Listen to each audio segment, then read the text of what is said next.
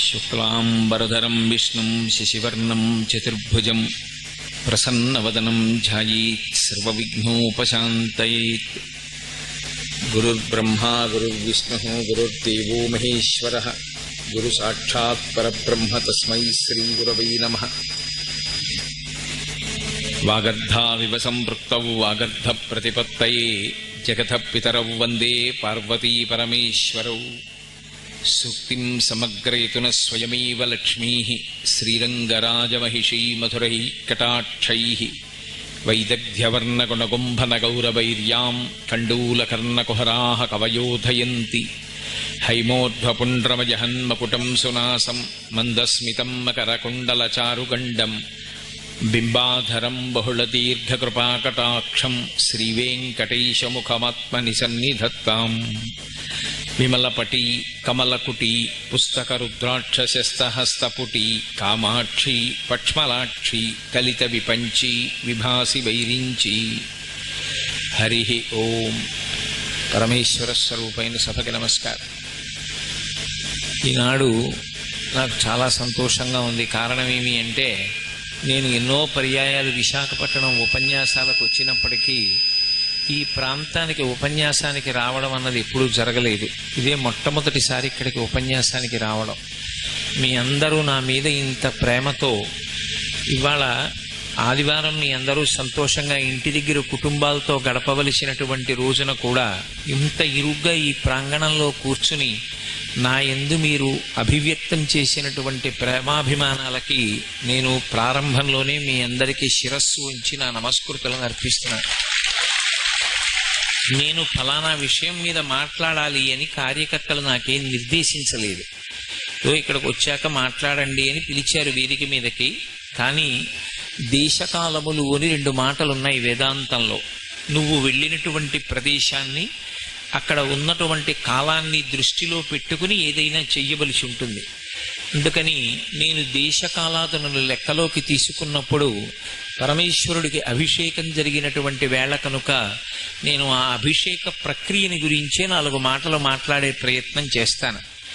అభిషేకము అనేటటువంటి మాట షోడశోపచారాలలో మనం అన్వయం చేస్తాం. షోడశోపచారాలలో అభిషేకము అన్న మాటకు అర్థం స్నానము అని. బాహ్యార్థం తేలికగా అర్థం చేసుకోవడానికి ఉపయుక్తమయ్యే అర్థం ఏది అంటే స్నానము. కానీ నేను స్నానం చేశాననుకోండి, కోటేశ్వరరావు గారికి అభిషేకం జరుగుతోంది అని అనకూడదు, లేకపోతే ఆయన అభిషేకం చేసుకుంటున్నారు అనకూడదు. స్నానమే చేస్తున్నాం అనాలి. పరమేశ్వరుడికి కూడా స్నానం అన్న మాటే వాడతాం. షోడశోపచారాలలో అభిషేకం సమర్పయామి అనం, స్నానం సమర్పయామి అంటాం. స్నానం సమర్పయామి అన్నప్పుడు మంత్రపూరితమైనటువంటి జలం కలశలో ఉంటుంది.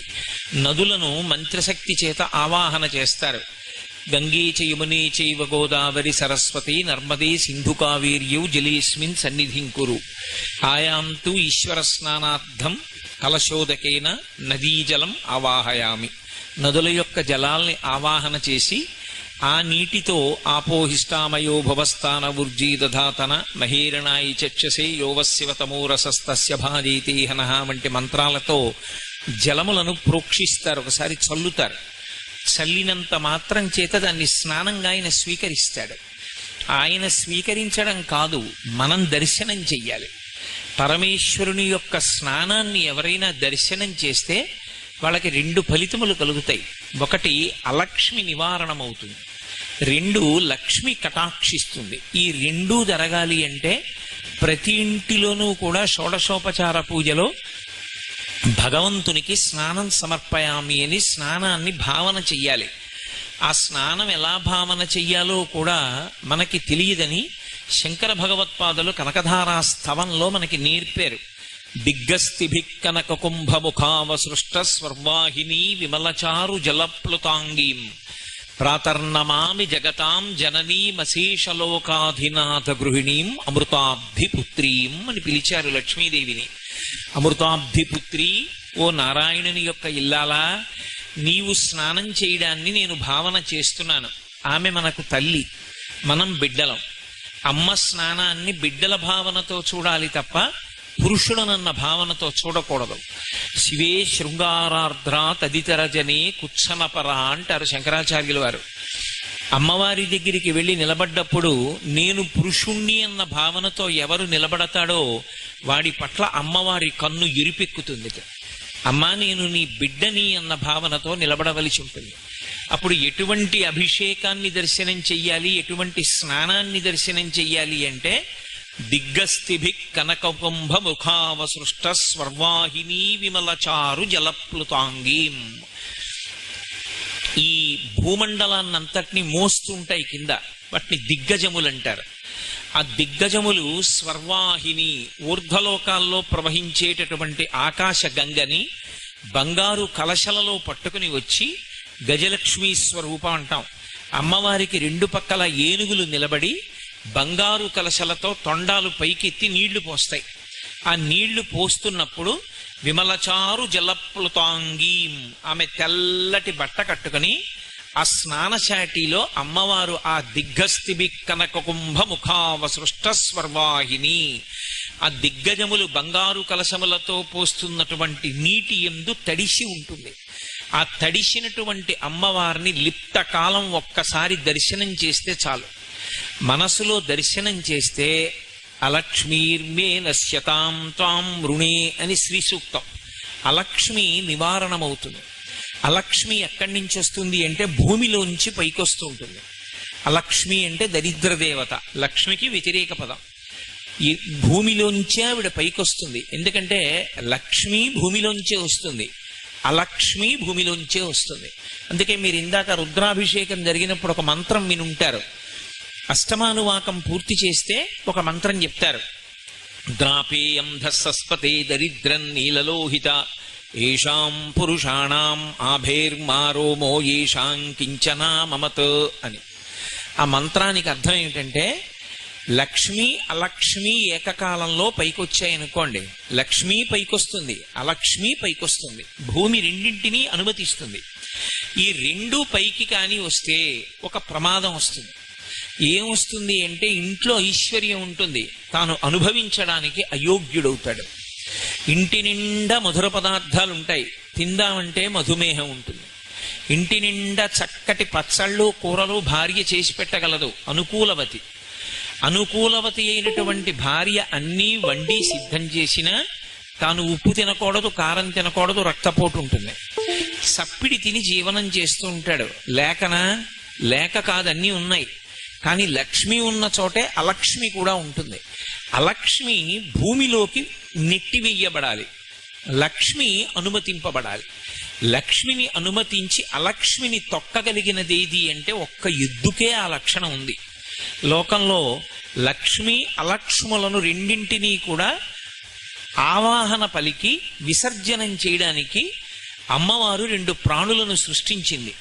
ఒకటి ముందు భాగంలో లక్ష్మిని అనుగ్రహిస్తూ అలక్ష్మిని తొక్కుతుంది, ఒకటి వెనుక భాగంలో పూజ చేత లక్ష్మిని కటాక్షిస్తుంది. ఆవుకి పృష్ఠభాగంలో పూజ చేస్తే లక్ష్మీ కటాక్షం. ఎద్దు ముందు భాగంలో మెడ మీద కాడి పెట్టుకుని నడుస్తుంది. ఉత్తిగా ఎద్దు నడవడం కాదు, మెడ మీద కాడి ఉండి తీరాలి.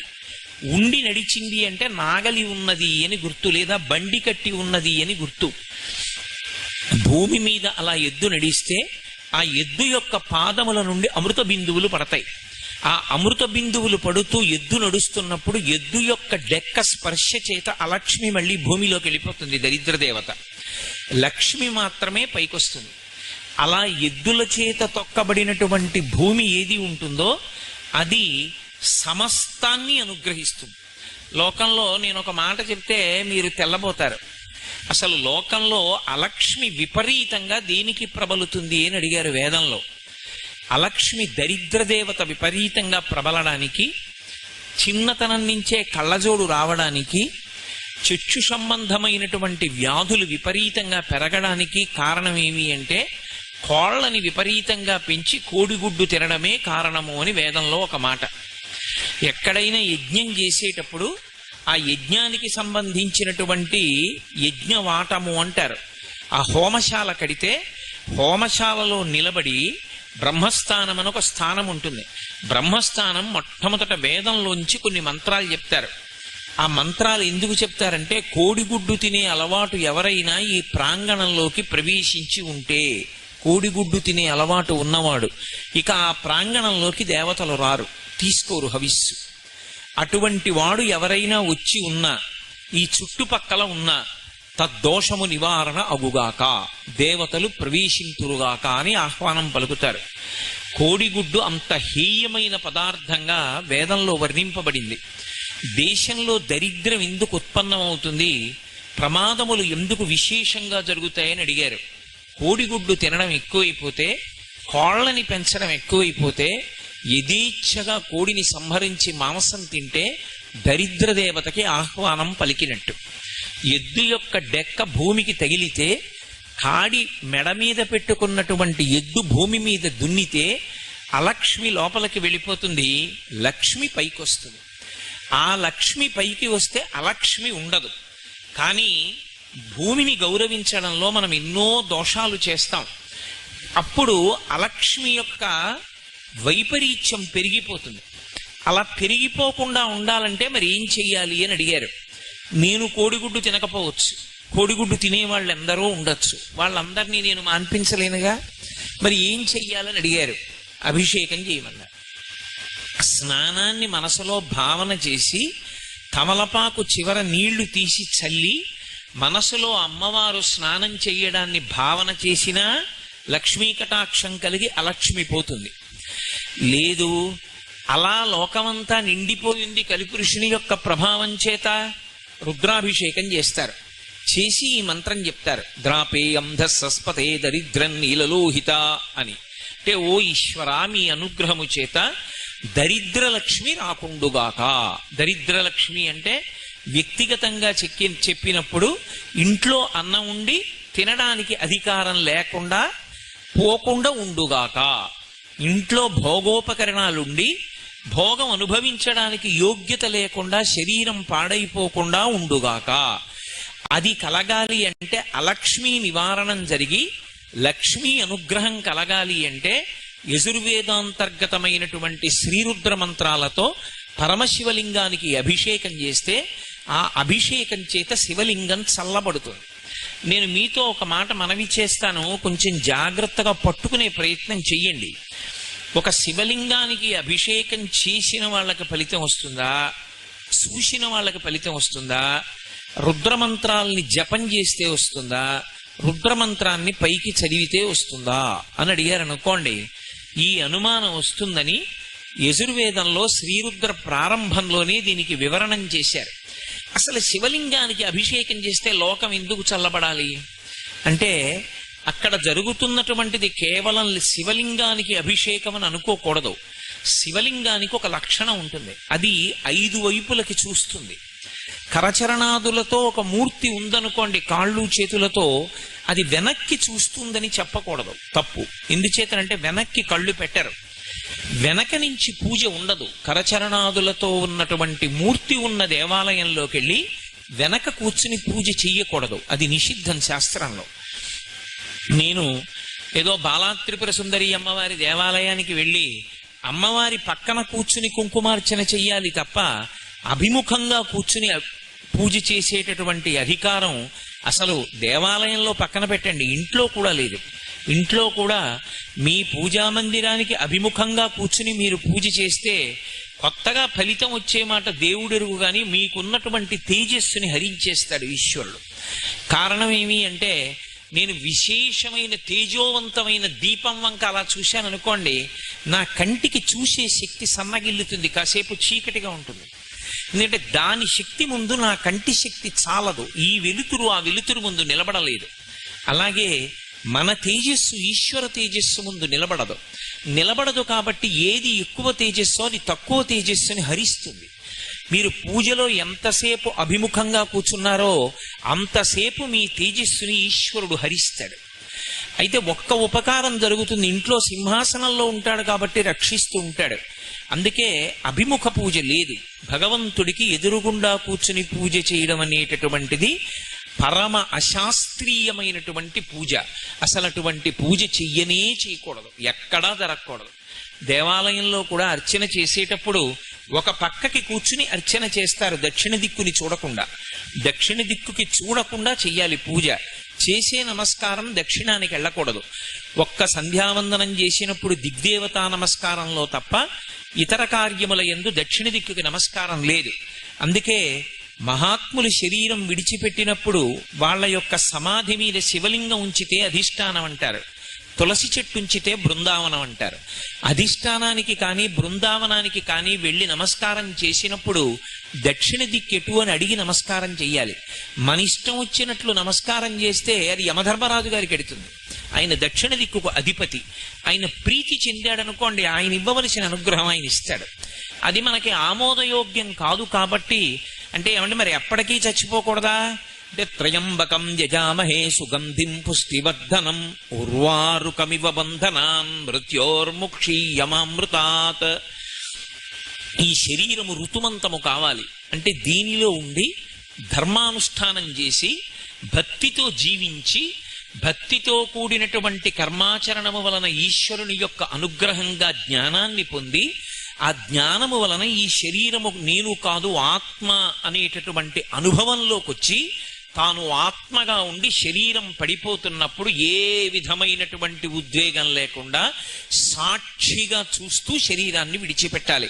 అది ఎలా విడిచిపెట్టాలి అంటే ముచిక నుంచి చాలా తొందరగా తనంత తాను విడిపోయే పండు ఈ లోకం మొత్తం మీద ఒక్కటే, దోసపండు ఒకటే విడుతుంది. అలా దోసపండు నేల మీదే కాస్తుంది. దోసపండుని పందిని ఎక్కించరు, దోసపాదు నేల మీదే పాకుతుంది. దోసకాయ పెద్దదైపోయి రంగు మారిపోయి పచ్చగా అయిపోతుంది. పసుపచ్చగా అయిపోయిన దోసపండు ముచిక నుంచి ఎప్పుడు విడిచిపెట్టిందో మీకు తెలియదు. మీరు దగ్గరకి వెళ్ళి పండుని కదిపితే తెలుస్తుంది ముచిక వదిలిపెట్టింది అని. అప్పటి వరకు తెలియదు. అందుకే సనాతన ధర్మంలో చూడండి ఎక్కువగా ఒక మాట వాడతారు, ఆయన పండిపోయారండి అంటారు, పంటలు పండాయండి అంటారు, పిల్లలు ఆడుకుంటే పంటలు వేసుకోండి అంటారు. ఆఖరికి పరమపద సోపాన పఠము అని ఒక పఠంలో ఆట ఆడితే నా పిక్క పండిపోయిందంటారు. పండిపోవడం అంటే ఏమిటంటే బలవంతంగా ముచిక నుండి విడకూడదు, తనంత తాను ముచిక నుండి విడిపోవాలి. విడిపోయే ముందు రంగు మారిపోవాలి. లోపల ఉన్న గట్టి పదార్థం అంతా గుజ్జుగా అయిపోవాలి, తీయగా అయిపోవాలి. అయిపోయి తనంత తాను రాలి కింద పడిపోవాలి. దాన్ని పండిపోవడం అంటారు. పండిపోవడం అంటే జ్ఞానం కలగడం. ఆ జ్ఞానం కలిగే వరకు ఈ శరీరమునందు ఉండాలి.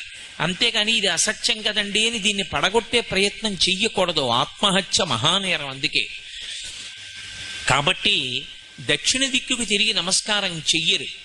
చెయ్యకుండా ఒక్క 3 దిక్కులకే తిరుగుతారు. అందున ప్రత్యేకించి కరచరణాదులతో కూడినటువంటి మూర్తి ఉన్న దేవాలయంలో వెనక్కి వెళ్ళి నమస్కారం అసలు చేయరు, వెనక నుండి పూజ చెయ్యరు.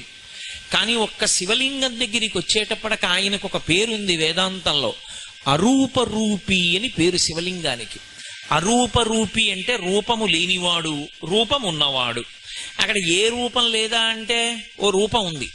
రూపం ఉంది కదా అని కాళ్ళు చేతులు చెవులు ముక్కు నోరు ఉన్నాయా అంటే లేవు. రూపం లేదా అంటే రూపం ఉంది. రూపం ఉంది అందామంటే రూపం లేదు. 2 భిన్న ప్రకృతులు ఏకకాలమనందు ఆవిష్కరింపబడ్డాయి కాబట్టి అరూపరూపి అని పిలుస్తారు శివలింగాన్ని. శివలింగాన్ని పూజ చేసేటప్పుడు మొట్టమొదట కళ్ళు మూసుకుని ఒక భావన చెయ్యకుండా అభిషేకం మొదలు పెట్టకూడదు. ఏ భావన చెయ్యాలి అని అడిగారు. నువ్వు కూర్చున్న శివలింగం ఎప్పుడు గుండ్రగా ఉంటుంది. అలా ఉండకుండా ఉంటే శివలింగం పానవట్టం ఎప్పుడు ఉత్తరానికే ఉండాలి శివలింగానికి. అలా కాకుండా ఉందనుకోండి, అది కూర్చున్న శివలింగం, నించున్న శివలింగం, పడుకున్న శివలింగం అని 3 ఉంటాయి. అందులో అభిషేకం తీసుకోవవి. అలా ఉన్నటువంటి 3 శివలింగాలు మీకు ఇప్పటికీ ఏకాంబరేశ్వర దేవాలయంలో కనపడతాయి. అటువంటి ప్రకృతిలో ఉన్న శివలింగాలని పిలుస్తారు వాటిని. సాధారణంగా మనం అభిషేకం చేసేటటువంటి శివలింగం మనం ఎదురుగుండా వెళ్ళి కూర్చున్నప్పుడు అభిషేకం చేసేటప్పుడు ఒక భావనతో మొదలు పెట్టాలి. గుండ్రంగా ఉంటుంది శివలింగం. ఇప్పుడు ఆ గుండ్రంగా ఉన్న శివలింగం పెరగడం మొదలుపెట్టింది అనుకోండి. ఇంత శివలింగం ఉంది, పెరిగింది, ఇంత అయింది, ఇంకా పెరిగింది, ఇంత అయింది. నేను ఇలా తిప్పడం మొదలెట్టాను అనుకోండి, పెరిగిందని. ఎంత పెరుగుతుంది? బ్రహ్మాండాలన్నీ చుట్టేస్తుంది. ఇప్పుడు నేను ఎక్కడున్నాను? శివలింగంలో ఉన్నాను. శివలింగంలో లేనిది ఏదైనా ఉందా? ఇప్పుడు శివలింగంలోకి రాలేదు అన్నది ఏదైనా ఉంటుందా? ఉండదు. మరి అభిముఖంగా కూర్చుని పూజ చేయకూడదు అని నేను అన్నాను. ఇందాక అభిషేకం చేసేటప్పుడు అటూ కూర్చున్నారు, ఇటూ కూర్చున్నారు, ఇటూ కూర్చున్నారు, ఇటూ కూర్చున్నారు. మరి ఎటు చూస్తున్నట్లు శివలింగం? అభిముఖం అంటే ఎటు చూస్తోందో దానికి ఎదురు మనం చూడకూడదు అని. ఏదో అమ్మవారి దేవాలయానికి వెళ్ళాను అనుకోండి, అమ్మవారు ఎటు చూస్తోందో తెలుస్తుంది, ఆవిడికి ఎదురుగుండా కూర్చోకూడదు. శివలింగం ఎటు చూస్తోంది? శివలింగం 5 దిక్కులు చూస్తుంది. అందుకే సజ్జోజాత అఘోర తత్పురుష వామదేవ ఈశానములని 5 ముఖాలు. 5 ముఖాలతో చూస్తాడు. తూర్పుకి చూసే ముఖం తత్పురుష ముఖం, దక్షిణాన్ని చూసేటటువంటి ముఖం అఘోర ముఖం, పశ్చిమాన్ని చూసేటటువంటి ముఖం సజ్జోజాత ముఖం, ఉత్తరాన్ని చూసే ముఖం వామదేవ ముఖం, పైకి చూసేటటువంటి ముఖం ఈశాన ముఖం. అందుకే శివలింగానికి అభిషేకం చేసే ముందు ఈ 5 ముఖాల్ని ముందు ప్రార్థన చేస్తారు మనసులో మౌనంగా. ప్రార్థన చేస్తే ఇప్పుడు మీరు శివలింగానికి ఎదురుగుండా కూర్చోకూడదని నేను అన్నాను అనుకోండి, మీరు ఎలా కూర్చోవాలి? అసలు కూర్చోడానికి అవకాశం లేదు ఇక. అందుకే శివలింగం దగ్గరికి వచ్చేటప్పటికి మినహాయింపు. మీరు ఎటు కూర్చుని అభిషేకం చేశారన్న దాన్ని తప్పట్టకూడదు. ఎటైనా కూర్చుని అభిషేకం చేసేయచ్చు. ఎందుకంటే అసలు శివలింగం ఎటు చూస్తోందో అటువైపుకి ఎదురుగా నేను కూర్చోను అంటే మీరు శివలింగం దగ్గర కూర్చోవడం సాధ్యం కానే కాదు. అందుకని అన్ని వైపులా చూస్తుంటాడు ఆయన, అన్ని వైపులా చూస్తాడు, అన్నీ ఆయనలోకే వచ్చేస్తాయి. శివాభిషేకం చేసే ముందు మీరు ఎన్ని పదార్థాలు వాడారని కానీ, మంత్రం ఎంత బాగా చెప్పారని కానీ, మీరు ఎన్ని పదార్థాలతో దేని తర్వాత ఏది వాడారని కానీ అన్నదానికన్నా మీరు ధ్యానం ఏం చేశారన్న దాని మీద ప్రధానంగా ఆధారపడి ఉంటుంది.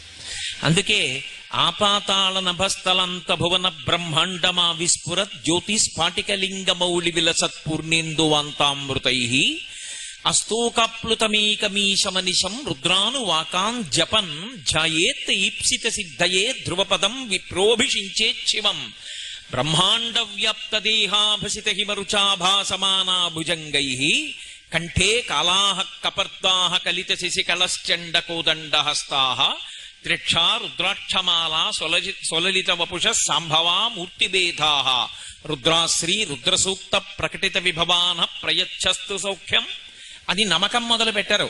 చమకంలోంచి శంచమే మయశ్చ మే అనుకామశ్చ మే కామశ్చ మే సౌమనసశ్చ మే భద్రంచ మే శ్రేయశ్చ మే వస్యశ్చ మే యశశ్చ మే అంటూ ఆ అనువాకంతో ప్రారంభం చెయ్యాలి అభిషేకాన్ని. అభిషేక ప్రక్రియ మొదలు పెట్టినప్పుడు మీ ఇష్టం వచ్చిన పదార్థాన్ని శివాభిషేకంలో ఉపయోగించడం నిషిద్ధం. మీ ఇష్టం వచ్చిన పదార్థాన్ని మీ ఇష్టం వచ్చిన క్రమంలో అభిషేకం చెయ్యడాన్ని అంగీకరించదు శైవాగమం. అభిషేకం చేసేటప్పుడు కలశపాత్ర చాలా పెద్దది పెట్టుకుని కలశ పూజ చెయ్యాలి. చేసి నారుద్రో రుద్రమర్చయేత్ మహన్యాసం చేసి ఆ కలశలో ఉన్న జలాలు పూర్తి కాకముందే మళ్ళీ తీసుకొచ్చి నీళ్లు పోస్తూ ఉండాలి. అలా నీళ్లు పొయ్యడం కానీ అభిషేకం కానీ ఎవరు చెయ్యాలి అంటే గోచి పోసి పంచ కట్టుకున్న వాడికొక్కడికే అక్కడ కూర్చునే అధికారం. అందరూ వచ్చి మీద నీళ్లు పొయ్యకూడదు. వికచ్చః అనుత్తరీయశ్చ నగ్నశ్చ అవస్త్రయేవచ అని వేదం. గోచీపోసి పంచ కట్టుకోకపోయినా, వికచ్చః అనుత్తరీయశ్చ ఉత్తరీయం వేసుకోకపోయినా వాడు దిగంబరంగా వచ్చి కూర్చుని పూజ చేసినట్టు. దానివల్ల రాక్షస ప్రీతి కలిగి అలక్ష్మి పైకొస్తుంది భూమిలోంచి. అందుకే శివలింగాభిషేకం చేసే ముందు మహన్యాసం చేయిస్తారు. చేయించి ప్రార్థనా శ్లోకాన్ని గట్టిగా పట్టుకోవాలి.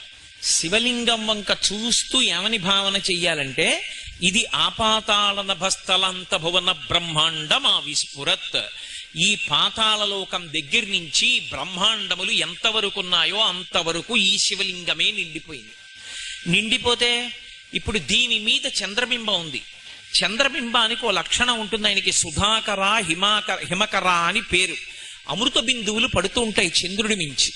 ఆ అమృతధార పడుతూ ఉంటుంది. ఆ అమృతధారలో తడిసిపోతూ ఉంటుంది ఈ బ్రహ్మాండమంతా. తడిసిపోతుంటే చల్లగా ఉంటుంది. ఆ చల్లగా ఉన్నటువంటి శివలింగం చంద్రుని నుండి కరిగినటువంటి అమృతధారలతో తడుస్తోంది. అలా ఈ బ్రహ్మాండాన్నంతటినీ ఒక్కసారి శివలింగంగా భావన చెయ్యాలి. దూర్జటి చేశాడు కాళహస్తీశ్వర మహాత్మ్యంలో. సువర్ణముఖరీ నది స్నానానికి వెళ్ళి స్నానం చేసి బయటికి వచ్చాడు. ఆయన యొక్క శివభక్తికి ఆయనకి యజుర్వేదంలో చెప్పిన దర్శనమైంది.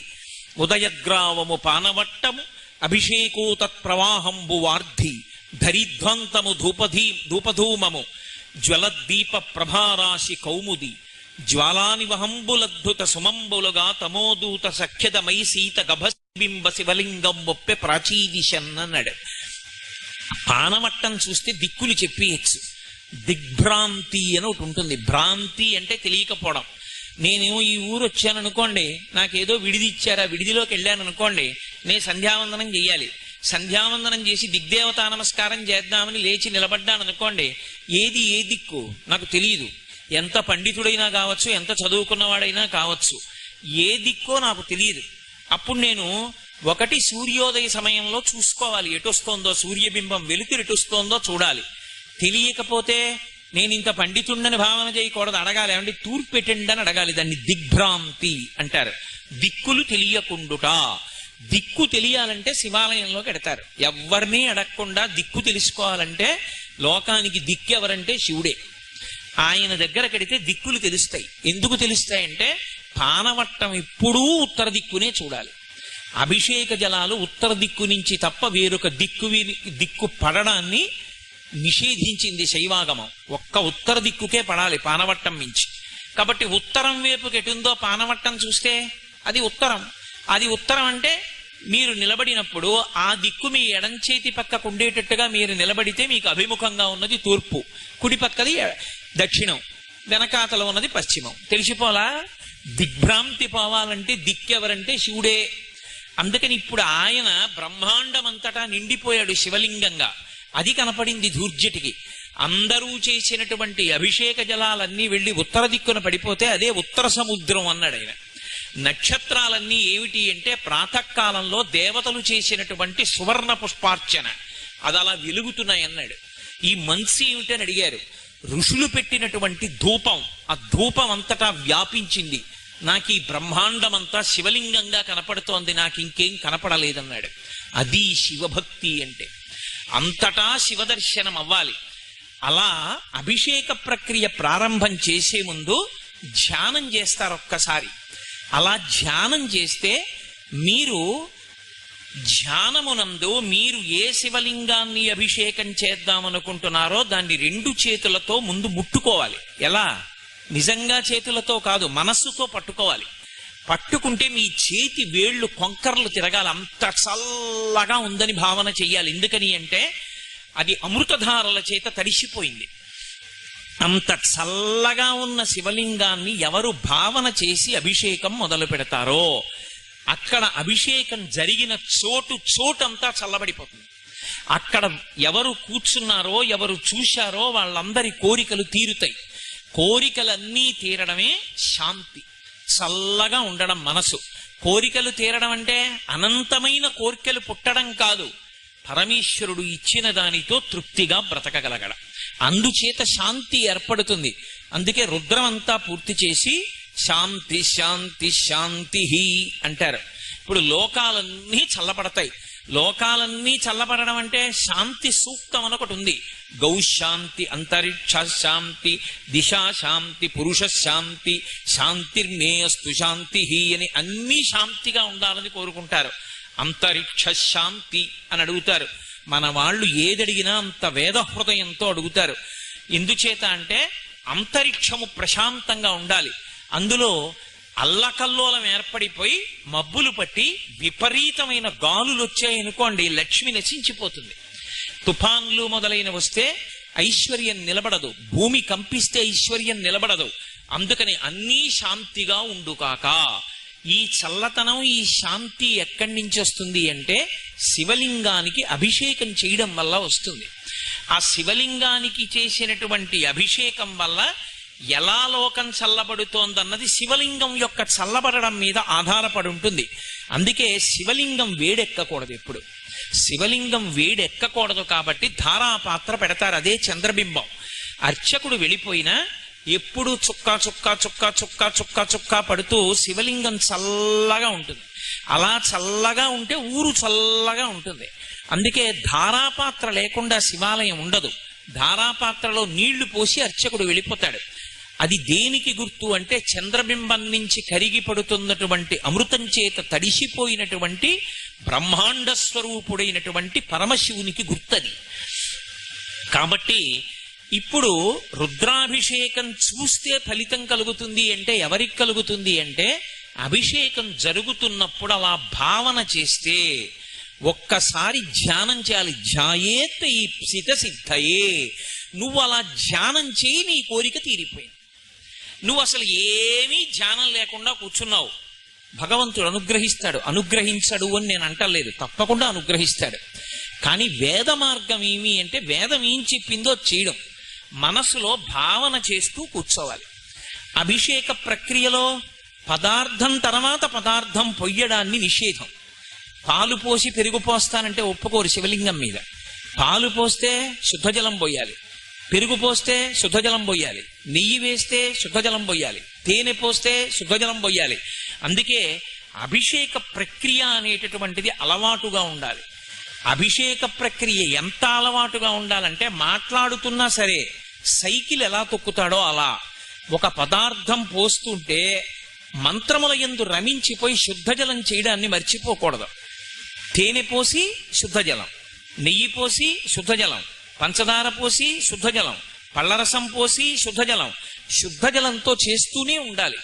శివాభిషేకం ఎప్పుడు పూర్తి చేసినా చందనోదకంతో మాత్రమే పూర్తి చేయాలి. చందనోదకం చిట్ట చివరి ద్రవ్యం.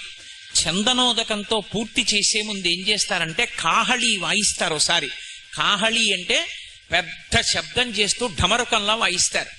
వాయిస్తే ఏంటంటే ఐ డ్రా యువర్ అటెన్షన్ అంటారే ఇంగ్లీష్లో, అందరూ జాగ్రత్తగా చూడండి అని గుర్తు. చందనోదకంతో చేస్తున్నప్పుడు శివలింగం వంక చూస్తే పుత్రపౌత్రాభివృద్ధి కలుగుతుంది. గృహస్థాశ్రమంలో ఉన్న వాళ్ళు అందరూ వంశం ఆచంద్రతారార్క నిలబడాలని కోరుకుంటారు. కాబట్టి చిట్ట చివర చందనోదకంతో చేసి శుద్ధజలంతో చేసి పూర్తి చేసేస్తారు అభిషేకాన్ని. అలా ఆ అభిషేకం చేసేటప్పుడు ధ్యానం చేసినా ఉత్తమ ఫలితాలు, మౌనంగా చూసినా ఉత్తమ ఫలితం, మంత్రాన్ని స్వరంతో రమించి చదివినా ఉత్తమ ఫలితం, అథవా ఇదేమీ కూడా చెయ్యక్కర్లేదు, అసలు ఇదంతా కూడా పక్కన పెట్టేసి జపం చేసినా అంతే ఫలితం. నే సొంతంగా చెప్తున్నాను అనుకుంటున్నారేమో, నేను యజుర్వేద ప్రార్థనా శ్లోకంలోంచే నా ఉపన్యాసం చేస్తున్నాను ఇవాళ. అందులో ఉందా లేదా? ధ్యాయేత్ ఈప్సిత సిద్ధయే ధ్రువపదం విప్రోభిషించే శివం బ్రహ్మాండ వ్యాప్తదేహా భసిత హిమరుచాభా సమానా భుజంగై కంఠే కాళాహ కపర్దాహ కలిత శశికళశ్చండ కోదండహస్తాహ. జపం చేస్తే ఒకప్పుడు శృంగగిరి పీఠాధిపత్యం వహించినటువంటి మహాపురుషులు చంద్రశేఖర భారతీ స్వామి వారు, ఆయన దగ్గరికి వెళ్ళి ఒక వేద పండితుడు మొరపెట్టుకున్నాడు, నా భార్యకు ఆరోగ్యంగా ఉండట్లేదండి, ఏం చేయమంటారు? ఆయన అన్నారు, నువ్వు వేదం చదువుకున్నావుగా, యజుర్వేదం వచ్చుగా అన్నారు. వచ్చు అన్నారు. యజుర్వేదంలో శ్రీరుద్రం వచ్చుగా? వచ్చు. మరి ఇంకే శ్రీరుద్రం జపం చేసి మీ ఆవిడికి తీర్థం ఇయ్యి అన్నారు. ఆయన అన్నాడు, నేను శృంగేరి వచ్చాను, మా ఆవిడ్ని తీసుకురాలా, ఎక్కడో ఉంది, ఎలా అన్నాడు. ఏమీ పర్వాలా, రోజు తెల్లవారుజామున స్నానం చేసి తుంగా నది ఒడ్డున కూర్చుని రుద్రాన్ని జపం చేసేసి ఈ రుద్ర జపం అంతా అయిపోయిన తర్వాత ఏతత్ఫలం సర్వం శ్రీ ఉమామహేశ్వర పరబ్రహ్మార్పణమస్త నీళ్లు వదిలేసి అదే తీర్థాన్ని ఉద్ధరిణితో పట్టుకుని నీ ఆవిడ పుచ్చుకుంటోందని భావన చేసి ఒక ఆకులో 3 మాటలు విధులుపెట్టి, అకాల వృక్షహరణం సర్వవ్యాధి నివారణం సమస్త పాపక్షయకరం శ్రీ ఉమామహేశ్వర పాదోదకం పావనం శుభం అంటూ 3 మాటలు ఆకులో వదిలిపెడుతూ మీ ఆవిడ పుచ్చుకుని తాగింది అని భావన చెయ్యన్నారు. 11 రోజులు ఇక్కడ ఇలా చేసి నువ్వు మీ ఇంటికి వెళ్ళన్నారు. 11 రోజులు శృంగేరిలో తుంగానది ఒడ్డున కూర్చుని జపం చేసి ఆయన ఇంటికి వెళ్ళాడు. వాళ్ళ ఆవిడికి పూర్తి స్వస్థత కలిగింది.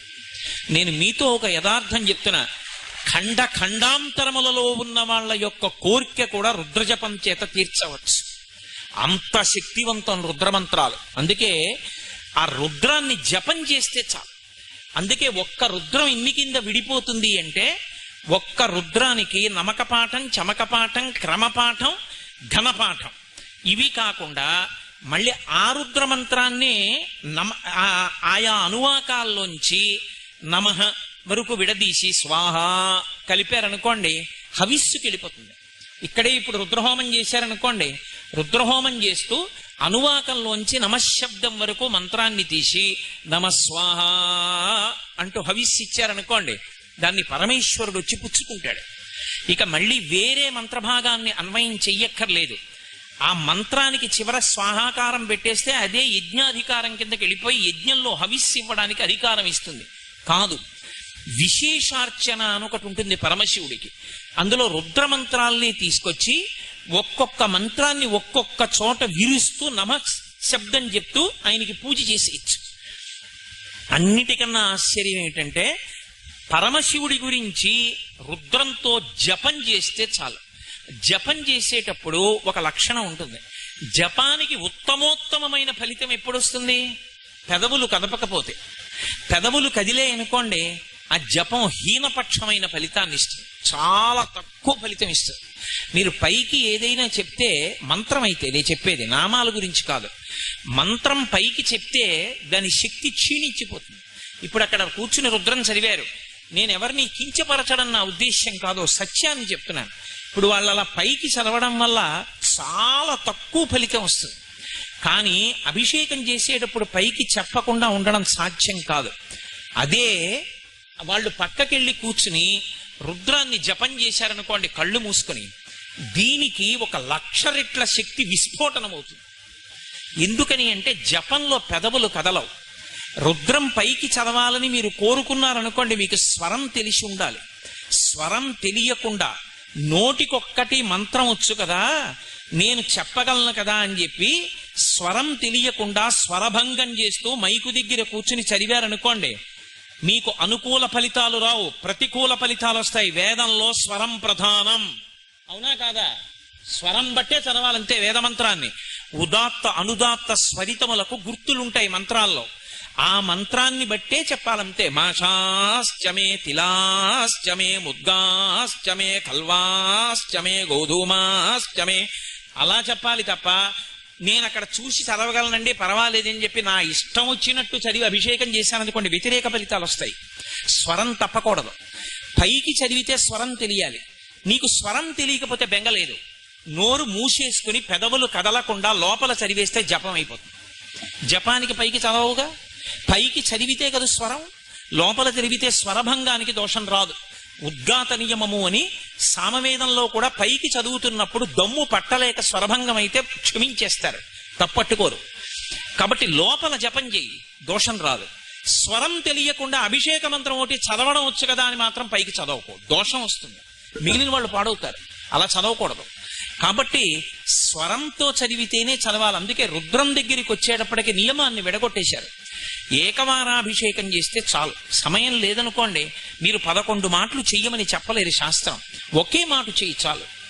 ఒకే మాట ఆ మంత్రభాగాన్ని స్వరంతో అద్భుతంగా చదువు. ఇప్పటికీ శ్రీశైలంలో కామకోటి మఠంలో కొంతమంది పండితులు ఉన్నారు. ఆ పండితులు రుద్రం చదువుతుంటే పక్షులు అలా వెళ్ళిపోతున్నవి ఆగిపోయి చెట్ల మీద వాలిపోయి కూర్చోవలసిందే. అలా ఉంటుంది రుద్రమంత్ర పఠనం అంటే. నిజంగా ఉభయతర నమస్కారాలతో ఆ స్వరాన్ని పాటించి చదువుతుంటే పసిపిల్లలు కూడా ఏడు పాపేసి వింటారు. అలా ఉంటుంది ఆ మంత్రభాగం. నేను మీతో పరమ యథార్థం చెప్తున్నా. ఎందుకు చెప్తున్నానంటే ఇన్ని మాటలు మీకు, ఆ శ్రీరుద్రమే పరమశక్తివంతం. అసలు ఈ ప్రపంచానికి అంతటికీ కూడా భిక్ష పెట్టగలిగినటువంటి మహానుభావుడైన పరమశివుడికి సంబంధించిన పంచాక్షరి మహామంత్రం రుద్రంలో ఉంది కాబట్టే దాన్ని అంత భద్రంగా దాచేశారు. మనం చూడండి, నేను ఇంటికి వెళ్ళి లాల్చీ విప్పి పడేశాను అనుకోండి, దండం మీద పారేస్తాను. కానీ నా మెళ్ళో రుద్రాక్షలు తీసి పెట్టవలసి వచ్చిందనుకోండి, చాలా జాగ్రత్తగా పెట్టుకుంటాను రుద్రాక్షలు. అలాగే అత్యంత భద్రమైనదేదో దాన్ని ఎక్కువ రక్షణ మధ్య పెడతాం. వేదములకు త్రయీ అని పేరు. స్వరం మనం వేదములను రుక్కు యజ్జు సామ అథర్వణ అని చెప్పినప్పటికీ మంత్రభాగ సంకలనం చేత వేదములు 3 అయిపోతాయి. అయిపోయినప్పుడు రుక్కు యజ్జు సామ అథర్వణ వేదం మళ్ళీ కలిసిపోతుంది మిగిలిన వేదాల్లోకి. అప్పుడు 3 వేదములు. 3 వేదములలో మధ్యలో యజుర్వేదం ఉంటుంది, ఇటు ఋగ్వేదం ఉంటుంది, ఇటు సామవేదం ఉంటుంది. మధ్యలో యజుర్వేదాన్ని పెట్టి ఋగ్వేదాన్ని సామవేదాన్ని కాపుగా పెట్టారు అటు ఇటు. మళ్ళీ యజుర్వేదం మధ్యలోకి తీసుకొచ్చి శ్రీరుద్రాన్ని పెట్టారు. మళ్ళీ శ్రీరుద్రంలో అష్టమానువాకం దగ్గరికి వచ్చేటప్పటికి చిట్ట చివరికి తీసుకెళ్లి పంచాక్షరి మహామంత్రాన్ని దాచారు. నమఃశివాయ చ శివతరాయ చ. ఆ నమఃశివాయ చ, చ అంటే కూడా కూడా కూడా అని సంస్కృతంలో. నమఃశివాయ చ పంచాక్షరి మహామంత్రాన్ని దాచడం కోసమే వేదం విస్తరించింది రక్షణగా. అంత గొప్ప మంత్రం ఉంది అష్టమానువాకంలో. అందుకే అష్టమానువాకం చేస్తే గంట కొడతారు. గంట కొడుతూ అష్టమానువాకం చేయడానికి కారణం ఏంటంటే దేవతలకి పరాకు చెప్పడం. మేము పరమశక్తివంతమైన అనువాకాన్ని పఠనం చేస్తున్నాం. ఎందుకని అంటే అందులోకి మొత్తం అష్టమూర్తి తత్వం అంతా వచ్చి కూర్చుంటుంది. శంకరాచార్యుల వారు దక్షిణామూర్తి స్తోత్రం చేస్తే ఆ పిల్లలు చదివారు ఇందాక. ఎంత చక్కగా చదివారో. దుర్గారావు గారు ధన్యుడు. అంత అందంగా నేర్పారు ఆ పిల్లలకి. భూరంభంశనలో నిలోంబర మహార్నాథో హిమాంసుపుమాన్ ఇత్యాభాతి చరాచరాత్మకమిదం యస్యైవ మూర్త్యష్టకం నాణ్యకించన విద్యతే విమృశతాం యస్మాత్ పరస్మాత్ విభో తస్మై శ్రీ గురుమూర్తయే నమయిదం శ్రీ దక్షిణామూర్తయే. పరమశివుని తత్వం 8 అంకె మీద నడుస్తూ ఉంటుంది. అష్టమూర్తి అని శివలింగం మూర్తి రూపాన్ని పొందితే 8 మూర్తులుగా తిరుగుతాడు ఆయన. ఇక ఈ 8 తప్ప ఇక 9వది మీకు లేదు బ్రహ్మాండంలో. అందుకే భూరంభాంశనలో నిలోంబర మహార్నాదో హిమాంసు పుమాన్. 8 రూపాలు. కంచిలో పృథివీలింగం, జంబుకేశ్వరంలో జలలింగం, అరుణాచలంలో అగ్నిలింగం, చిదంబరంలో ఆకాశలింగం, శ్రీకాళహస్తిలో వాయులింగం, కోణార్కలో సూర్యలింగం, సీతాకుండంలో చంద్రలింగం, ఖాట్మండులో యజమానలింగం. ఈ 8 తప్ప ఇంకా ప్రపంచంలో 9వ పదార్థం లేదు. ఏదైనా ఉంటే పరబ్రహ్మం ఒక్కటే మిగిలింది. కాబట్టి ఈ 8 కూడా సాకారోపాసన చేసినప్పుడు శివార్చనమే. ఈ పృథివీ ఎవరు అంటే శివుడు, నీరెవరు అంటే శివుడు, అందుకే జంబుకేశ్వరంలో జలలింగంగా ఉంటాడు. అగ్ని ఎవరు అంటే శివుడు, అందుకే అరుణాచలంలో అగ్నిలింగంగా ఉంటాడు. ఆకాశం ఎవరు అంటే శివుడు, అందుకే చిదంబరంలో ఆకాశలింగంగా ఉంటాడు. వాయువెవరు అంటే శివుడు, అందుకే శ్రీకాళహస్తిలో వాయులింగంగా ఉంటాడు. సూర్యుడెవరు అంటే శివుడు. శంకరాచార్యుల వారు అడుగుతారు. అడిగినప్పుడు ఎవరు సూర్యుడు అంటే పరమశివుడే సూర్యుడిగా చెప్పారు. సూర్యుడుగా కోణార్కలో సూర్యలింగం ఉంది. చంద్రుడెవరు అంటే శివుడు, అందుకే సీతాకుండంలో చంద్రలింగం. నేనని నేను అనుకునే ఈ జీవుడెవరు అంటే పరమశివుడే, అందుకే ఖాట్మండులో యజమానలింగం. పశుపతినాథ్ అంటారు. అందుకే ఈ 8 శివస్వరూపాలే. ఈ 8 కాకుండా ఇంకోటి లేదు. అందుకే సమయం తక్కువగా ఉంది అన్నప్పుడు 108 నామాలతో పూజ చెయ్యక్కర్లేదు శివలింగానికి. ఏదో శివో మహేశ్వర శంభు పినాకీశి శిశేఖర వామదేవు విరూపక్ష కపర్ది నీలలోహిత నామాలన్నీ చెప్పక్కర్లా. 8 నామాలు చెప్పేస్తే చాలు, శివ పూజ పూర్తయిపోతుంది. ఓం భవాయ దేవాయ నమః, ఓం శర్వాయ దేవాయ నమః, ఓం ఈశానాయ దేవాయ నమః, ఓం పశుపతయే దేవాయ నమః, ఓం రుద్రాయ దేవాయ నమః, ఓం భీమాయ దేవాయ నమః, ఓం మహతే దేవాయ నమః అని 8 నామాలతో పూజ చేస్తే ఈశానాయ దేవాయ నమః 8 నామాలు చెప్తే 8 అంకె చేత ఆయన తత్వం విస్తరిస్తుంది కాబట్టి పూజ అయిపోతుంది. శివార్చన చేస్తే పార్వతీదేవికి అర్చన చెయ్యకుండా ఉండకూడదు. మరి ఎలా? ఎక్కడుంటుంది ఆవిడ పక్కన? ఏమైనా మూర్తిని పెట్టారా మీరు? అక్కర్లేదు. కుంకుమతో చెయ్యకూడదు, కానీ పువ్వులు వేసేస్తూ 8 నామాలు చెప్తే పార్వతీదేవి పూజ అయిపోతుంది. ఎలా అయిపోతుంది అంటే శివలింగం యొక్క పీఠం అమ్మవారే అయి ఉంటుంది. శంకర భగవత్పాదులు చెప్తూ పీఠం అంబమయం సర్వం శివలింగైశ్చ చిన్మయం సాకారంచ నిరాకారం నిర్గుణంచ గుణాత్మకం తత్వం తత్పరమం బ్రహ్మ ఇది వేదాంత డిండిమహ అని వేదాంత డిండిమంలో శివలింగం గురించి చెప్తూ పీఠం అంబమయం సర్వం, ఆ పీఠం అమ్మవారి యొక్క స్వరూపం, ఆ కింద ఉండేటటువంటి పీఠం. కుంకుమతో అర్చన చెయ్యకూడదు, కానీ పువ్వులు పెట్టుకుని అమ్మవారి నామాలు చెప్పక్కర్లేదు. 108 భవస్య దేవస్య పత్నీ నమః, సర్వస్య దేవస్య పత్నీ నమః, ఈశానస్య దేవస్య పత్నీ నమః అని మళ్ళీ ఆ నామాలకే పత్నీ నమః కలిపేస్తే అమ్మవారి పూజ పూర్తయిపోతుంది. అందుకే శివుడు 8 అంకె మీద తత్వంగా ప్రకాశిస్తూ ఉంటాడు. జపం చేసి తీర్థం విడిచిపెట్టి పుచ్చుకుంటే చాలు, పరమోత్కృష్టమైన ఫలితం. శివాభిషేకం చేసిన తీర్థం ఎవరికి ఇవ్వకూడదు. నేను మీతో యథార్థమైన సత్యం చెప్తున్నాను. కొన్ని చోట్ల మాత్రం మినహాయింపు ఉంది. అవి ధూళి దర్శనం ఉన్న శివలింగాలు కొన్ని ఉన్నాయి. శ్రీశైలం ధూళి దర్శనం ఉన్న జ్యోతిర్లింగం. అక్కడ మీరు ఏదైనా ఊరు నుంచి వెళ్ళినప్పుడు మలమూత్ర విసర్జనం చేసినటువంటి బట్టలతో మట్టి కొట్టుకుపోయిన ఒంటితో స్నానం చేయకుండా వెళ్ళి శివలింగాన్ని కౌగిలించుకుంటే ఆయన సంతోషిస్తాడు. అది ధూళి దర్శనం. ఎందుచేత అంటే అక్కడ లోకాలకు తండ్రి అయి ఉంటాడు. ఇప్పుడు నా కొడుకున్నాడండి, ఎక్కడో లండన్లో ఉద్యోగం చేసుకుంటున్నాడు. నాన్నగారు ఆగస్టులో వస్తానండి అంటున్నాడు. నేను ఎప్పుడో మా ఇంట్లో స్నానం చేస్తున్నాను అనుకోండి, తెల్లవారుజామున అకస్మాత్తుగా నా కొడుకు కంఠం వినపడింది అనుకోండి, నేను నీళ్లు పోసుకుంటున్న వాడిని ఆ చప్పుడు ఆపి విన్నాను అనుకోండి, ఏమిటి కొడుకు కంఠంలా ఉందని. అమ్మా అమ్మ నాన్నగారు ఏరమ్మా, నాన్నగారు కల్లోకి వస్తున్నారమ్మా, నాన్నగారిని చూడాలని వచ్చానమ్మా. ఏరమ్మా నాన్నగారు అంటే, నాన్నగారు స్నానం చేస్తున్నారు నాన్న. ఏమిట్రా ఎప్పుడు వచ్చావురా, రిజర్వేషన్ లేదు, ఏమీ లేదు, చడి చప్పుడు లేదు, ఏమిట్రా అలా మట్టి కొట్టుకుపోయి అలా ఉన్నావు, ముందు కసిన పాలు తాగు అంటోంది అనుకోండి వాళ్ళమ్మ. నేను గబగబా ఒళ్ళు తుడిచేసుకుని తువ్వాలు కట్టుకుని పైకొచ్చి దూరం దూరం అంటానా? ఇన్నాళ్లకు వచ్చిన కొడుకు చూడగానే ఎరా నాన్న అని రెండు చేతులు పట్టేసుకుంటానా పట్టుకోనా? లోకములకు తండ్రి అయిన పరమశివుడు మీరెక్కడి నుంచో వచ్చారని చెప్పి దూరం దూరం అంటాడా? అనడు. అందుకే కొన్ని కొన్ని చోట్ల ధూళి దర్శన రూపంగా ఉంటాడు. మలమూత్రములు విసర్జించిన బట్టలు ప్రయాణంలో వచ్చిన వాటితో వెళ్ళి ముట్టుకుంటే పొంగిపోతాడు. మల్లికార్జున లింగం అటువంటి లింగం జ్యోతిర్లింగాలలో. అటువంటి చోట తీర్థం ఇస్తారు. మిగిలిన చోట శివాభిషేకం చేసిన తీర్థం ఇవ్వకూడదు. ఇవ్వకుండా ఉండడమే ఎక్కువ ఫలితం. పైగా పైన లాల్చి ఉత్తరీయం ఉన్నవాడికి అసలు ఇవ్వకూడదు. ఉత్తరీయం తీసేసి మొలకి కట్టుకుంటేనే శివాభిషేక తీర్థం. అందున నేల మీద కూర్చుంటేనే బ్రాహ్మణుడు, ఆసనంలో కూర్చొని అసలు పుచ్చుకోకూడదు.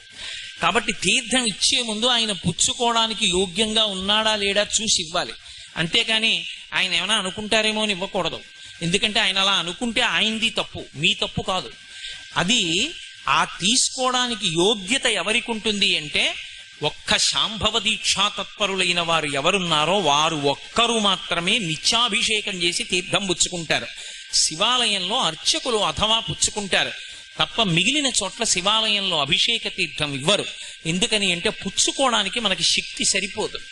నారుద్రో రుద్రమర్చయేత్, మహన్యాసము చేత రుద్రాంశ అన్వయం అయితే తప్ప ఆయనని పూజించడం పుచ్చుకోవడం సాధ్యం కాదు. కానీ అభిషేకం చూస్తే చాలు, జపం చేస్తే చాలు, ఆ తీర్థం పుచ్చుకుంటే చాలు.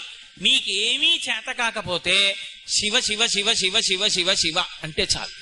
లోకంలో ఆశ్చర్యకరమైనటువంటి లక్షణం ఏమిటంటే, పైకి పరమ అమంగళంగా ఎవరు కనపడతాడో వాడే సమస్త అమంగళములను తీసేస్తాడు. మీరు లోకంలో చూడండి, చక్క ప్యాంట్ వేసుకుని టై కట్టుకుని బూట్లు వేసుకుని ఎయిర్ కండిషన్డ్ రూమ్ లో కూర్చుని అధికారం చెలాయించేటటువంటి అధికారి మీకు ఆఫీసులో మరుగుదొడ్డి కడగడం. మరుగుదొడ్డి కడగాలి అంటే ఎవరు కడుగుతాడు అంటే, మరుగుదొడ్డి కడగడానికి యోగ్యమైనటువంటి బట్టలు వేసుకున్నవాడే మరుగుదొడ్డి కడుగుతాడు. ఆయన ఏం తక్కువని మీరు అనుకోకూడదు. పరమశివుడు ఒక్కడే అమంగళకరమైనటువంటి వస్తువులను ధరించినట్లు కనపడతాడు. ఎందుకు కనపడతాడో తెలుసా? దాని చేత అమంగళాలన్నీ తీసేస్తాడు. అది విచిత్రం. అందుకే అసలు లోకంలో ఏదైనా చూడకూడంది చూస్తే శివశివ శివశివ శివశివ అంటాం. కానీ అసలు శివుణ్ణి చూస్తే, అసలు శివుని యొక్క యథార్థ రూపం చూశారనుకోండి, పునుకల పేరు కంఠమున భూరిభుజంగము భూషణంబుగా నయము భస్మధారణము ఎద్రి నివాసము మేరు విల్లుగా అనుబుగ దంతి చర్మమును హస్తములందు కపాల శూలముల్ పడిబడిదాల్తు శంకరు కృపావరు రూపమును ఆశ్రయించదన్నని. ఆయన మెళ్ళో పెద్ద పుర్రెలమాల వేసుకుంటాడు. ఎవడైనా ఓ పుర్రెలమాల వేసుకుని అక్కడ కూర్చున్నాడు అనుకోండి, ఆయన దగ్గరికి వెళ్ళి మీరు నమస్కారం పెడతారా? మరి ఆయన పుర్రెలమాల వేసుకుంటాడు. ఆయన కర్మ. ఆయనకి నిజంగా లేకపోతే శివుడికి నేను ఇచ్చేస్తాను ఆ మెళ్ళో రుద్రాక్షమాల. ఏమి ఎందుకు ఆయన అలా పుర్రెలమాల వేసుకోవడం? చేతకాక పుర్రెలమాల వేసుకున్నవాడు కాడు. ఆయన తత్వం చెప్తూ శంకరులు చెప్పారు, బ్రహ్మమస్తకావళి నిబద్ధతే నమశివాయ అని. ఈ బ్రహ్మాండములన్నీ చిట్ట చివర ఎవరిలోకి వెళ్ళిపోతాయంటే పరమశివునిలోకి వెళ్ళిపోతాయి. మహాతాండవం చేసి ప్రళయకాలమునందు తనలోకి తీసుకుంటాడు. ఎవరిలోకి వెళ్ళిపోయాయో వాడిలోంచే బయటికి రావాలి. మళ్ళీ నేను తిన్న అన్నం నేనే కక్కాలి. మా ఆవిడ ఎలా కక్కుతుంది? నేను లయం చేసుకుంటే నేనే మళ్ళీ విడిచిపెట్టాలి. మళ్ళీ బ్రహ్మాండములను సృష్టి చేసేటప్పుడు చతుర్ముఖ బ్రహ్మగారిని సృష్టించి విభూతినిచ్చి, ఉరే వేదములను ఆధారం చేసుకుని మళ్ళీ బ్రహ్మాండములను సృజించమంటాడు ఆయన. అప్పుడు బ్రహ్మగారు లోకములను సృజిస్తాడు. సృజించినటువంటి బ్రహ్మగారు కూడా కాలమునందు పడిపోతాడు. పడిపోతే ఆయన పుర్రెలు పడిపోతాయి నేల మీద. పడిపోతే అరే పాపం మొట్టమొదట వచ్చినవాడు, నేను చెప్పినట్టు సృష్టి చేసినవాడు, ఈయన పుర్రె కూడా ఇలా కింద పడిపోవడమే. పోన్లేరా దీనికి ఒక గౌరవం ఇద్దామని ఒక తడప తీసుకుని అందులో పెట్టుకుని ఆ పుర్రె మెళ్ళలో వేసుకున్నాడు. ఇలా ఎన్ని పుర్రెలు వేసుకున్నాడు అంటే లెక్క పెట్టడానికి వీలు లేనంత పెద్ద పుర్రెల మాల వేసుకుంటాడు. అంటే దాని అర్థం ఏమిటంటే ఇంతమంది బ్రహ్మలు వెళ్ళిపోయారు, శివుడు అలాగే ఉన్నాడు, ఆయన శాశ్వతుడు అని గుర్తు. ఆయన కాలమునకు లొంగేవాడు కాదు, ఒకనాడు ఉండి ఒకనాడు వెళ్ళిపోయేవాడు కాడు. అన్నీ ఆయనలోకి వెళ్ళిపోతాయి తప్ప ఆయన ఎందులోకి వెళ్ళిపోడు. అంతటి శాశ్వతుడని చెప్పడానికి. అందుకే శివకవచం గురించి చెప్తే ఓం నమో భగవతే సదాశివాయ సకల తత్వ విదూరాయ సకల లోకైక కర్త్రే సకల లోకైక హర్త్రే సకల లోకైక సంహర్త్రే సకల లోకైక సాక్షిణే సకల నిగమ గుహ్యాయ సకల లోకైక వరప్రదాయ సకల దురితార్తి భంజనాయ సకల జగద భయంకరాయ శశాంక శేఖరాయ శాశ్వత నిజావాసాయ నిరావాసాయ నిరాభాసాయ నిరాతంకాయ నిష్కళంకాయ నిష్ప్రపంచాయ నిర్ద్వంద్వాయ నిస్సంగాయ నిర్మమాయ నిర్మలాయ నిర్గుణాయ నిరుపమ విభవాయ నిత్య శుద్ధ బుద్ధ పరిపూర్ణ సచ్చిదానందద్వైత పరమ ప్రకాశాంత పరమ ప్రశాంతాయ పరమ తేజో విభూత్యాయ జయ జయ జయ రుద్ర మహారుద్ర మహారౌద్ర వీరభద్రావతార మహాభైరవ కాల భైరవ కల్పాంత భైరవ కపాలమాలాధర ఖట్వాంగ ఖడ్గ చర్మ ధర మృడ మృత్యుంజయ త్రయంబక సదాశివ పరమశివ అని పిలుస్తారు. అందులో అలా పిలవడానికి కారణం ఏంటంటే ఘోర అఘోర రూపములు రెండు ఆయన ఎందే అన్వయమవుతాయి. అందుచేత పుర్రెలమాల వేసుకుంటాడు తప్ప చేత కానివాడై పుర్రెలమాల వేసుకున్నవాడు కాదు. సమస్తం ఏమైపోవాలి? బూదిగా మారిపోవాలి. అన్ని బూజైపోతే మళ్ళీ సృష్టి ఎందులోంచి రావాలి? బూదిలోంచే రావాలి. ఈ సృష్టి యొక్క జీవకణాలని దాచడానికి కంప్యూటర్లో చిప్స్ ఎలా ఉంటాయో అలా సృష్టి కణాలన్నింటినీ తన శరీరానికే అలదుకుంటాడు. అందుకే విభూతిని ఒంటికి రాసుకుంటాడు అనడానికి కారణం అది. ఏది శాశ్వతమైనదో అది విభూతి. చిట్ట చివరికి అన్ని ఏమైపోతాయంటే బూదిగా మారిపోతాయి. అది భస్మ. స్కాంద పురాణంలో బ్రహ్మోత్తర ఖండం అని ఒక ఖండం, అందులో భస్మ వైభవం చెప్తారు. దానికి భస్మ అని పిలుస్తారు. భస్మ అని ఎందుకు పిలుస్తారు అంటే భా అంటే కాంతి భగవంతుడు, స్మ అంటే స్మరణ గుర్తుకు రావడం.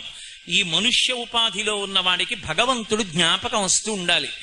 ఆయనని మరిచిపోతే ఇక ఈ ఉపాధికి అర్థం లేదు.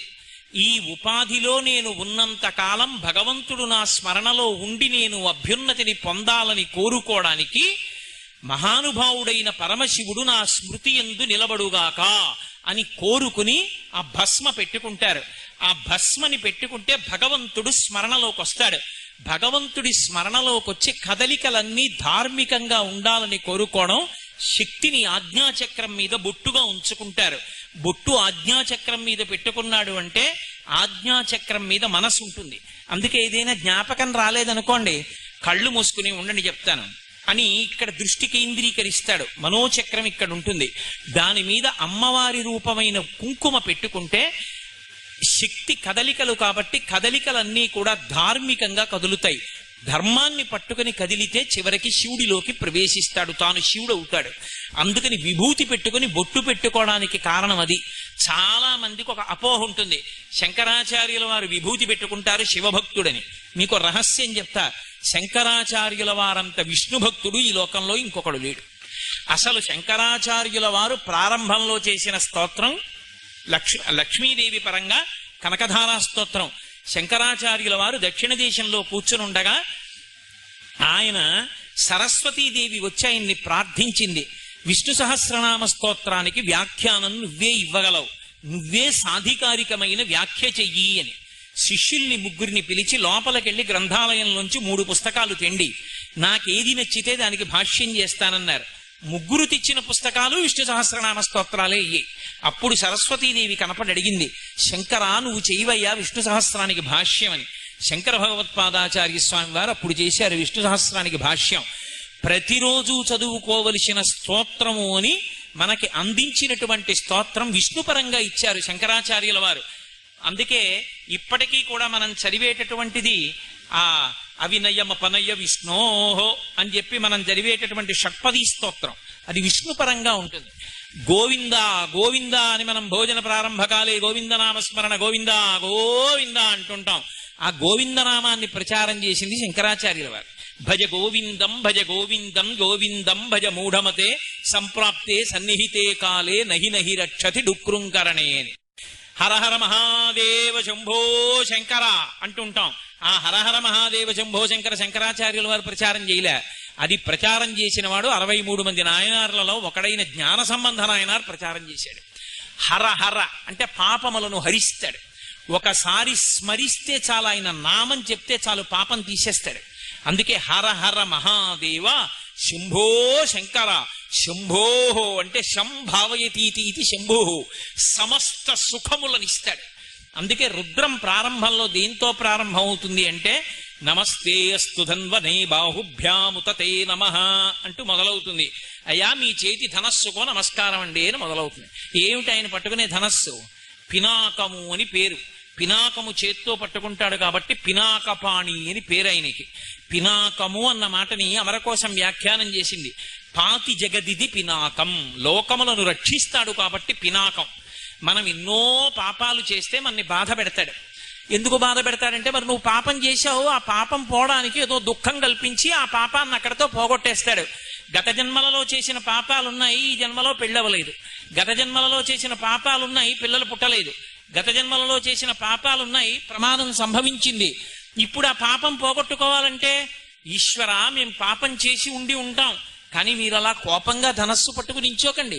మీ చేతికో నమస్కారం, మీ కోపానికో నమస్కారం, మీ భుజానికి నమస్కారం, ధనస్సుకి నమస్కారం. అది లోకాల్ని రక్షించాలి కాబట్టి అయ్యా మేము పిల్లలమ్మ, తప్పు క్షమించండి, చల్లబడండి చల్లబడండి చల్లబడండి అని ఆ మంత్రాలతో జలాలు వివిధ పదార్థాలతో అభిషేకిస్తే ఆయన చల్లబడతాడు. చల్లబడితే ఇంకెప్పుడు చెయ్యకే ఇటువంటి తప్పు అని ఇలా వేలు చూపించి ఆ తప్పు తీసేస్తాడు. ఆ పాపం తీసేసి ఇప్పుడు సుఖాలన్నింటినీ ఇస్తాడు. అందుకే చమకం దగ్గరికి వచ్చేటప్పటికీ సమస్త సుఖస్వరూపాలు ఆయనే. ఎక్కడి వరకు అంటే ఆఖరికి యజ్ఞంలో వాడేటటువంటి పదార్థముల దగ్గర నుండి సంఖ్యాశాస్త్రము చేత ప్రతిపాదింపబడేటటువంటి ఏకాచమే, తిస్రచమే, పంచచమే, సప్తచమే, నవచమే, ఏకాదశచమే, త్రయోదశచమే, చతుర్దశచమే, పంచదశచమే అంటూ అందులో ఉన్నటువంటి సంఖ్యాశాస్త్రంతో ప్రతిపాదింపబడే సమస్త తత్వస్వరూపంగా ఆయన్ని అభిషేకం చేస్తాం. ఇంతగా అభిషేకం చేయబడతాడు కాబట్టే లోకాలను అంత చల్లబరుస్తాడు. శివుడికి ఒక లక్షణం ఉంటుంది, ఇంత కష్టపడి ఆరాధన చేస్తేనే అనుగ్రహిస్తాడా అండి అని మీరు అనుకోకండి. శివుడంత కిందకొచ్చేసేటటువంటి వాడు మీకు లోకంలో ఎక్కడా కనపడడం. మనని ఆపదల నుండి గట్టెక్కించడానికి అంత కిందకొస్తాడు ఆయన. ఎంత కిందకొచ్చేస్తాడంటే నమశివాభ్యాం సరసోత్సవాభ్యాం అంటారు శంకర భగవత్పాదులు. ఆయన ఉత్సవాలన్నీ ఎవరి కోసమో తెలుసా? ఆయన ఉత్సవాలు ప్రమాదంతో కూడుకున్నవై ఉంటాయి. కొన్ని అత్యంత ప్రమాదం, అది మనకే కాదు ఆయనకి కూడా. అది అమంగళకరం. లోకంలో నిజంగా అటువంటివి జరిగితే దేవాలయానికి అంతటికి సంప్రోక్షణ చెయ్యాలి, ఈశ్వరమూర్తులకు సంప్రోక్షణ చెయ్యాలి. అంత ప్రమాదకరమైన ఉత్సవం చేయించుకుని నిజంగా ప్రమాదం జరిగితే అటువంటి ప్రమాదం జరగకుండా చేస్తాడు ఆయన. నేను మీతో ఒకటి చెప్పాలి అంటే, కార్తీక మాసంలో జ్వాలాతోరణము అని ఒక ఉత్సవం. ఆ జ్వాలాతోరణం చేసేటప్పుడు కొత్తగా పండినటువంటి పంట పొలాలలో మిగిలిపోయిన గడ్డి తెచ్చి 2 స్తంభాలు పాతి అడ్డంగా స్తంభం కట్టి ఆ గడ్డినంతటినీ కట్టి దాని మీద ఆవు నెయ్యి పోసి వెలిగిస్తారు. వెలిగించి పరమశివుడిని పార్వతీదేవిని పల్లకీలో పట్టుకుని భగవన్నామని చెప్తూ పరిగెడతారు. పల్లకీ పట్టుకు పరిగెత్తకూడదు, పరిగెడతారు. పరిగెత్తుకుంటూ 3 మాటలు దాని కింద నుంచి పరిగెడతారు. పరిగెడితే ఆ జ్వాలాతోరణం కింద నుంచి జ్వాలలు వెలుగుతూ ఆ గడ్డి కాలుతుంటుంది, ముద్దగా కింద పడిపోతుంది. ఒకసారి పడిపోయినప్పుడు నేను ఒకసారి చూశా కూడా, పల్లకీ మీద పడిపోయి వెలుగుతున్న అగ్నితో వెళ్ళి ఆయన దగ్గర పడిపోతాయి. పడిపోయినప్పుడు ఒక్కొక్కసారి ఉత్సవమూర్తికి కట్టిన పంచె అంటుకుంటుంది కూడా, కానీ ఏమీ దోషం రాదు. ఎందుకు రాదో తెలుసా? ఆయన ఎందుకు చేయించుకుంటాడంటే జ్వాలాతోరణం మన కోసం చేస్తాడు. ఒరే వద్దన్న పనులు ఎన్నో చేసేసావు, మహాపాపం సంక్రమించింది, ఇప్పుడు నీ శరీరం పడిపోయిన తరువాత ఒక భయంకరమైన స్థితిని ఎదుర్కోవాలి. భైరవ దర్శనం అని ఉంటుంది. అందుకే శివాలయంలో భైరవుడు ఉంటాడు, కాలభైరవుడు అని. భైరవుడు అంటే ఏమిటో అనుకోకండి, లోకంలో ఏది భై అని అరిస్తే మనం హడిలిపోతామో అదే భైరవ. కుక్కకి వేరు పేరు లేదు సంస్కృతంలో, భైరవ అంటారు వేదాంతంలో. రవము అంటే శబ్దం, భైరవ అది భౌ అంటుందంటాం, భయ్య నరుస్తుంది. అరవగానే మనం పరిగెడతాం, మనం పరిగెడితే అది మీద పడుతుంది. శరీరంలోంచి జీవుడు పైకి లేవగానే, శరీరం దగ్ధం చేయగానే చేసిన పాపాలకి ఫలితాన్ని అనుభవింప చేయడానికి ఓ నల్ల కుక్క వస్తుందిట 6 ముఖాలతో వచ్చి వెంట పడుతుంది. అదే కాలభైరవ స్వరూపం.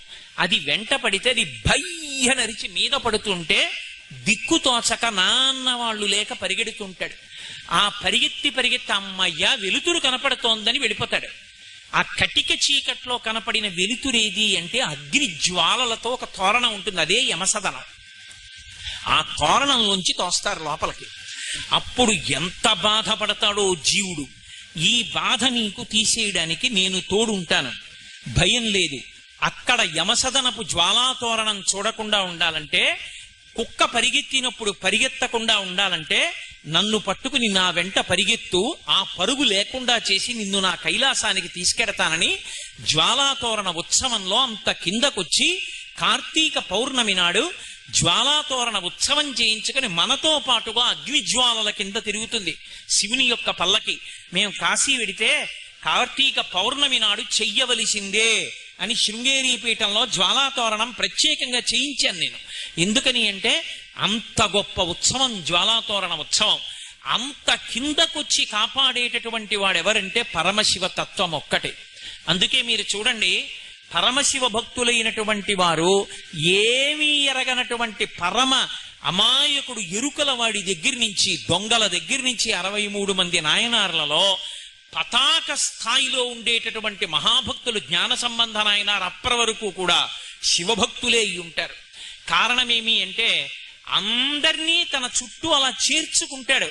నేను తండ్రిని, నాకు 8 కొడుకులు ఉన్నారనుకోండి, 7 IAS, IPS, IFS, IRS, MS, FRCS ఇలాంటివన్నీ చదివి 8వ వాడు జేబు దొంగ అయ్యాడు అనుకోండి.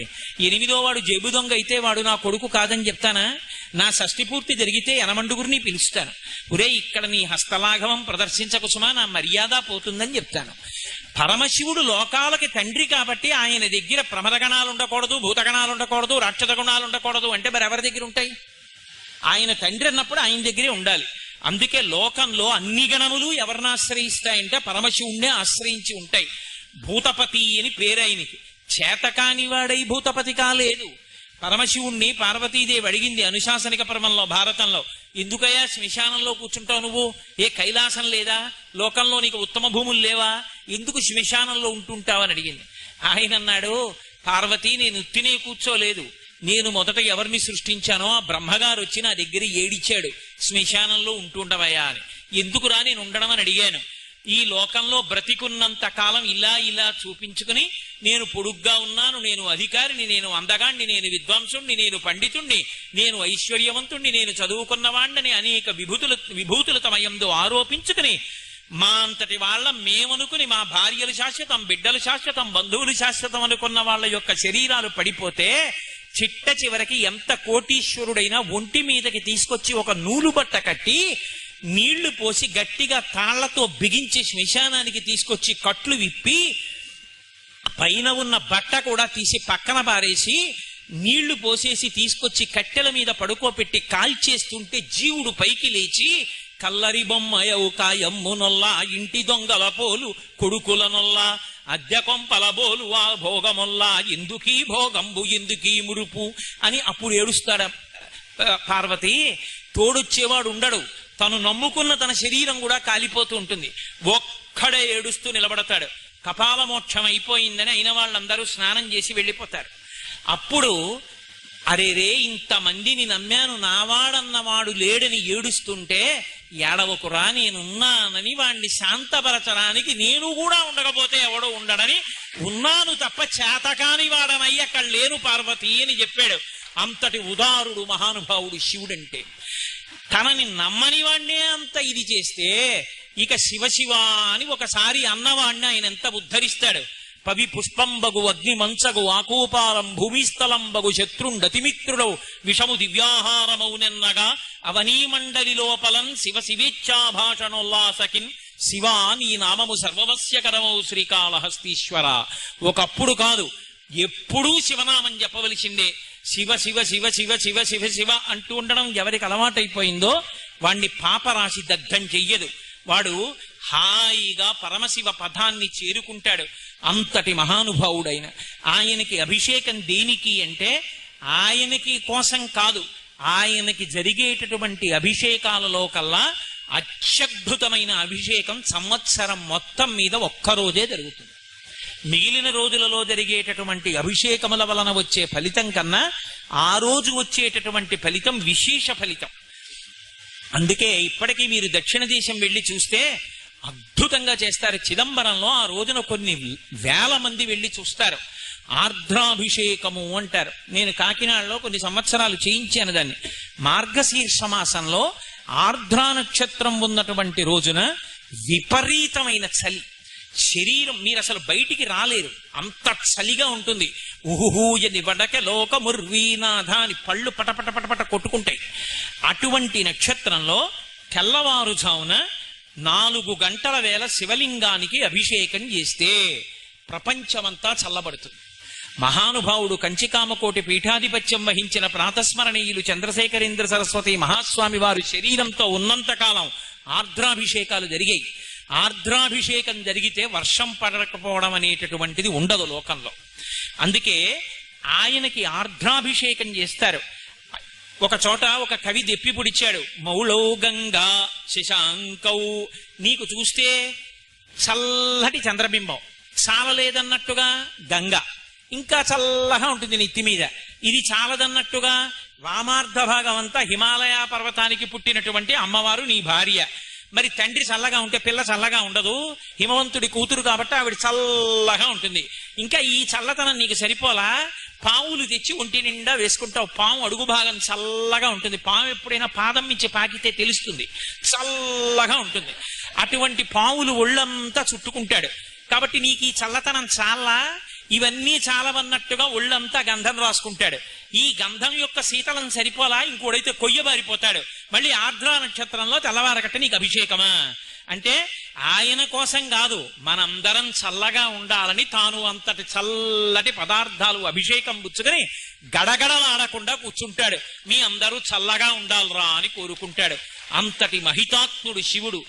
ఆ శివారాధన జరిగినంత కాలం, శివాభిషేకాలు జరిగినంత కాలం, శివనామం చెప్పినంత కాలం, శివార్చన చేసినంత కాలం లోకంలో ప్రమాదములనేటటువంటివి జరగవు.